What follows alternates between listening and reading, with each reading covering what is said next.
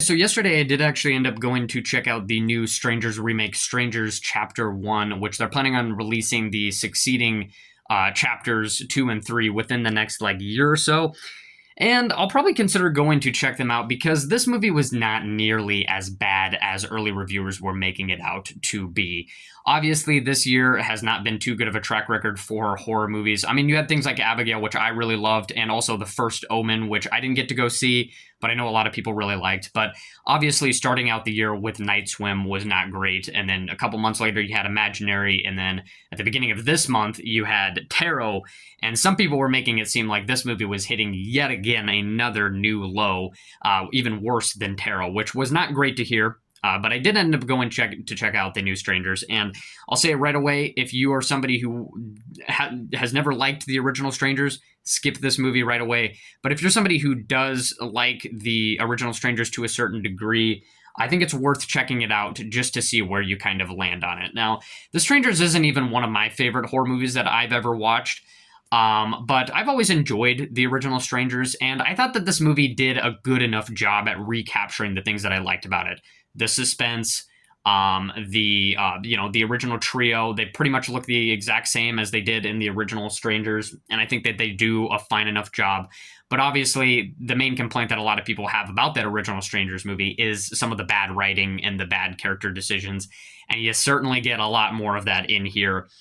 With just pretty much every cliche and a horror cliche and trope in the book is in here, and just really, really bad decision making and just really bad writing and dialogue. I'll get to the dialogue in a minute, but as far as the writing goes, they their idea of remaking the original Strangers movie in here is just basically making the girlfriend a redhead vegetarian, and they make a big deal about that throughout the movie in here for some reason. And then the boyfriend has asthma, and he utters some of the most corniest lines that I've ever heard in horror movies, which I'll talk about in a minute here. But as far as the asthma goes, basically using that as a plot device so that they could separate the two characters in this movie, and I don't like that at all.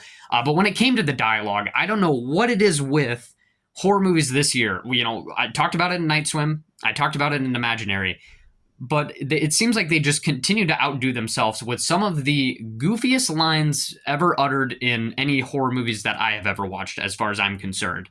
And they really outdid it in this movie. And so I don't know what they were thinking about the dialogue here, but that was probably the worst part about the movie for me, other than the bad writing. But I just don't think it's quite as offensive as people were making it out to be in early reviews, or as bad as they were making it out to be.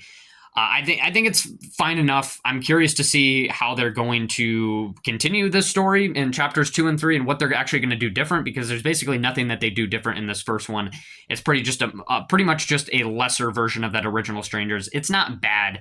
It's just a much lesser version, and so I think it's worth checking out if you liked the original Strangers and you want to see where the story goes, because you're not going to be surprised by any new thing that they do in here. But if you don't like the original Strangers, just skip this one right away. So that's pretty much all I got for Strangers Chapter 1. But I'm hoping to get back to full reviews here by this weekend. School's wrapping up within just a couple of days. And so for sure, I do want to get a full review out for Mad Max. That's kind of my next plan here. So stay tuned for that. Going to be seeing Mad Max as soon as I can. It looks really, really good. And any other movies that pop up here soon, hopefully I can get back to doing full reviews on them instead of this. But I'd like to get school wrapped up, and then we can get back to that routine. So yeah, that's pretty much what's going on. So stay tuned, guys.